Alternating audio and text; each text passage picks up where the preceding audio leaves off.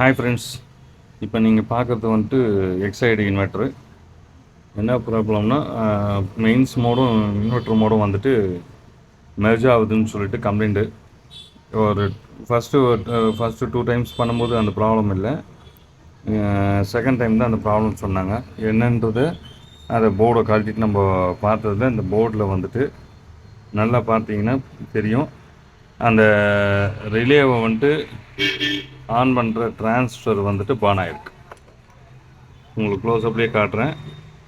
இந்த டிரான்ஸ்ஃபர் வந்துட்டு பேர்ன் ஆகிருக்கு.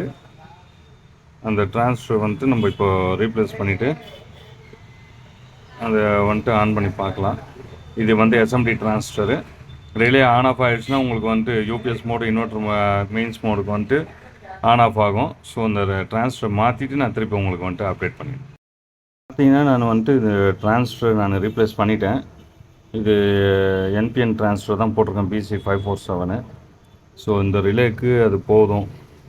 அதனால் வந்துட்டு நான் இப்போ போட்டிருக்கேன். நோ லோடில் வித்தவுட் ட்ரெயின் கனெக்ஷனில் நான் வந்துட்டு செக் பண்ணேன், கரெக்டாக ஆகிடுச்சு. இப்போ நான் வந்துட்டு லோட் கொடுத்து செக் பண்ணிவிட்டு அதையும் நான் உங்களுக்கு வீடியோவை போடுறேன். ஃப்ரெண்ட்ஸ், இப்போ பார்த்தீங்கன்னா இது வந்துட்டு லோடு ஆன் ஆகிடுச்சு. இது சார்ஜிங் இப்போ சீரீஸில் இருக்கிறதுனால அந்த லோடு இதுவாகுது. சார்ஜிங் வோல்டேஜ் பார்த்தீங்கன்னா 13.8 இருக்குது. இப்போ நம்ம வந்துட்டு மெயின்ஸ் ஆஃப் பண்ணுறோம். 230 வந்துடுச்சு. இப்போ நான் டைரக்ட் பண்ணுறேன். இது டைரக்டில் போட்டாலும் அதே இது தான் வரணும் உங்களுக்கு. இப்போ பார்த்தீங்கன்னா இதை வந்துட்டு நான் இப்போ டைரக்ட் போட்டிருக்கேன். மெயின் சேஞ்ச் ஓவர் ஆகிடுச்சு. இப்போ பார்த்தீங்கன்னா இங்கே சார்ஜிங் பிளிங்கிங் வந்துட்டு லைட் வருது, அவுட்புட் வோல்டேஜும் வருது. சார்ஜிங் வோல்டேஜ் பார்த்தீங்கன்னா 14.3, அது பார்த்தீங்கன்னா தெரியும்.